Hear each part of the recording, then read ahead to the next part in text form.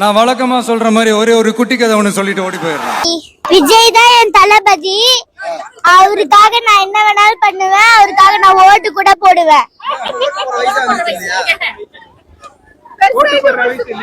பெருசாயிட்டு நான் ஓட்டு போடுவேன் அவருக்கு மட்டும்தான்.